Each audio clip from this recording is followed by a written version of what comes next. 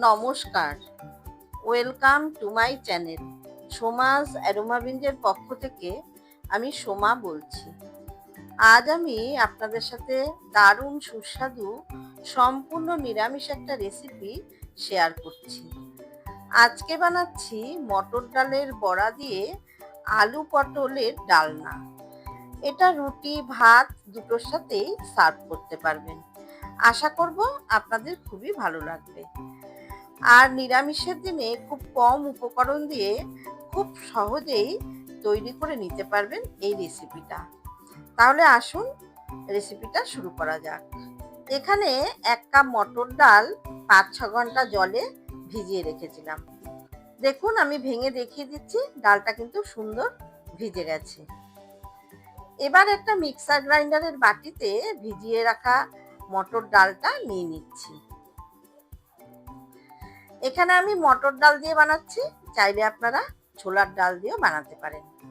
অল্প জল সমেত সম্পূর্ণ ডালটা মিক্সার গ্রাইন্ডারের বাটিতে ঢেলে নিলাম। খুব বেশি জল কিন্তু দিয়ে ডালটা বাটবো না। দিয়ে দিচ্ছি 1 ইঞ্চি পরিমাণে আদা স্লাইস, 2টো কাঁচা লঙ্কা।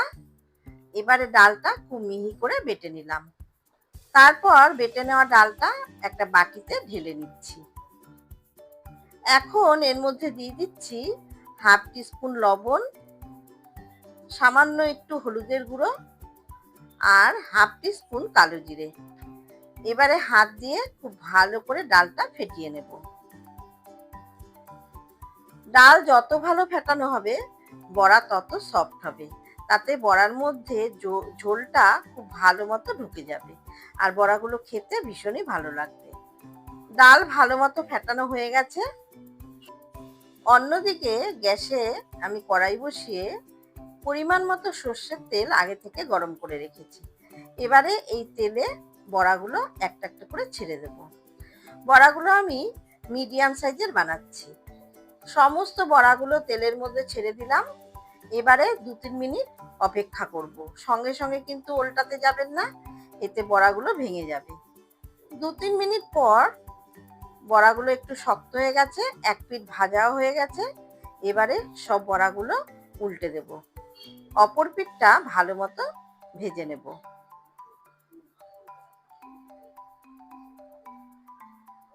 উল্টে পাল্টে সবগুলো বড়া ভাজা হয়ে গেছে। এবারে ভেজে নেওয়া বড়াগুলো কড়াই থেকে তুলে একটা বাটিতে রেখে দিলাম। এখানে আমি 300 গ্রাম পটল টুকরো করে কেটে নিয়েছি আর পটলের একটু খোসা রেখে এইভাবে কেটে নিয়েছি। আর নিয়েছি আলু। আলু আর পটল কেটে খুব ভালো করে ধুয়ে নিয়েছি। এবারে ওই তেলের মধ্যে প্রথমে আমি পটলগুলো ভেজে নেব। পটলের মধ্যে দিয়ে দিলাম সামান্য একটু লবণ আর সামান্য একটু হলুদের গুঁড়ো।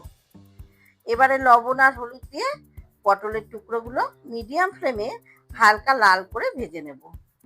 পটলটা ভাজা হতে হতে আমি একটা মশলার পেস্ট তৈরি করে নেব। তার জন্য নিয়ে নিলাম একটা বাটি।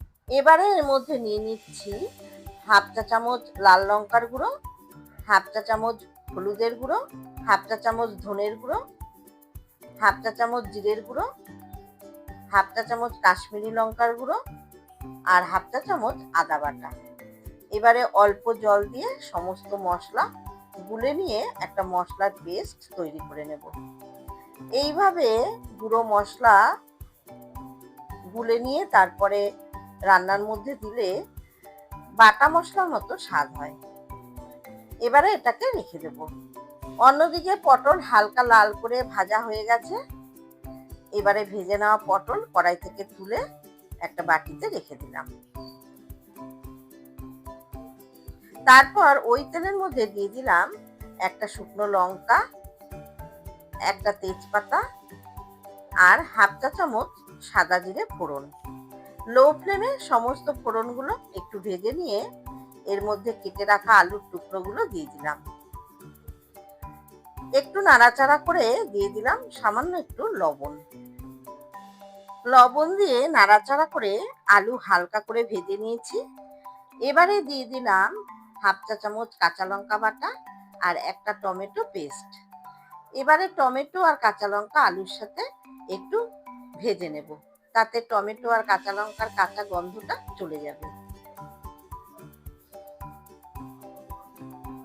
টমেটো আর কাঁচা লঙ্কা আলুর সাথে ভেজে নিয়েছি। এবারে দিয়ে দিচ্ছি আগে থেকে তৈরি করে রাখা মশলার পেস্ট। ভালো করে মিশিয়ে নিয়ে দিয়ে দিলাম মশলার বাটি ধোয়া সামান্য জল আর স্বাদ মতো লবণ। এবারে সমস্ত কিছু খুব ভালো করে কষিয়ে নেব। মশলা যত ভালো কষানো হবে তরকারির টেস্ট কিন্তু তত বেশি ভালো হবে। নিরামিষের দিনে এই গরমে ভাবছেন কি রান্না করব, অবশ্যই এই রেসিপিটা একদিন ট্রাই করবেন। আশা করছি ভীষণই ভালো লাগবে। আলুর সাথে মশলা খুব ভালো করে কষানো হয়ে গেছে। এবারে দিয়ে দিলাম স্বাদ মতো চিনি। চিনিটা কিন্তু অবশ্যই দিতে হবে। যে কোনো নিরামিষ রান্নায় মিষ্টিটা অবশ্যই দিতে হবে, তবেই নিরামিষ তরকারির স্বাদ খুব ভালো হয়। চিনি দিয়ে আরো কিছুক্ষণ কষিয়ে নিচ্ছি। এবারে দিয়ে দিলাম ভেজে রাখা পটল। পটল দিয়ে মিনিট 3 কষিয়ে নিচ্ছি। তারপর দিয়ে দিলাম পরিমাণ মতো গরম জল। জলের পরিমাণটা একটু বেশি দিতে হবে, কারণ বড়া দেওয়ার পরে ঝোল কিন্তু অনেকটা টেনে নেবে বড়াতে, কাজেই সেই বুঝে জলটা দিতে হবে। আর অবশ্যই কিন্তু গরম জল ব্যবহার করবেন। ভালো মতো নেড়ে চেড়ে ঢাকা দিয়ে মিডিয়াম টু হাই ফ্লেমে মিনিট 7-8 রেখে দেবো। এতে আলু আর পটল সুন্দর সেদ্ধ হয়ে যাবে। মিনিট 7-8 পর ঢাকা ওপেন করে ভালো মতো নাড়াচাড়া করে দিচ্ছি। রেসিপিটা ভালো লাগলে অবশ্যই একটা লাইক করে চ্যানেলটা সাবস্ক্রাইব করে আমার পাশে থাকবেন আর বন্ধু আত্মীয়দের সাথে শেয়ার করবেন। পটল আর আলু সুন্দর সেদ্ধ হয়ে গেছে। এবারে দিয়ে দিচ্ছি ভেজে রাখা মটর ডালের বড়া। ভালো মতো মিশিয়ে নিয়ে উপর থেকে দিয়ে দিলাম 3টে চেরা কাঁচা লঙ্কা। এবারে ঢাকা দিয়ে আরো 2 থেকে 3 মিনিট রাখবো, তাতে ঝোলটা খুব ভালো মতো বড়ার মধ্যে ঢুকে যাবে। তবে বড়া দিয়ে খুব বেশিক্ষণ কিন্তু ঝোলটা ফোটাবেন না, তাহলে বড়াতে সমস্ত ঝোলটা টেনে নেবে। 3 মিনিট পর ঢাকা ওপেন করে গ্যাসের ফ্লেম একদম লোতে করে দিয়ে এর মধ্যে দিয়ে দিলাম হাফ টিস্পুন গরম মশলার গুঁড়ো আর 1 টিস্পুন ঘি। গরম মশলা আর ঘি খুব ভালো মতো মিশিয়ে নিয়ে গ্যাসের ফ্লেম অফ করে দিয়ে ঢাকা দিয়ে 5 মিনিট স্ট্যান্ডিং টাইমে রেখে দিলাম। তৈরি হয়ে গেল মটর ডালের বড়া দিয়ে আলু পটলের ডালনা। এবারে একটা পাত্রে ঢেলে দিচ্ছি। এটা রুটি ভাত দুটোর সাথেই ভীষণই ভালো লাগবে। এই গরমে অবশ্যই এইরকম মটর ডালের বড়া দিয়ে আলু পটলের ডালনা একবার ট্রাই করুন।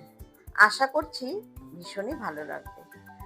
আমার রেসিপিগুলো যদি ভালো লেগে থাকে তাহলে অবশ্যই লাইক করবেন, শেয়ার করবেন। আর যারা আমার চ্যানেলে নতুন বন্ধু তাদের কাছে অনুরোধ রাখবো, প্লিজ চ্যানেলটাকে সাবস্ক্রাইব করে পাশে থাকা বেল আইকনটাতে ক্লিক করবেন, যাতে আমার সমস্ত নতুন ভিডিওর আপডেট সব থেকে আগে আপনাদের কাছে পৌঁছে যায়।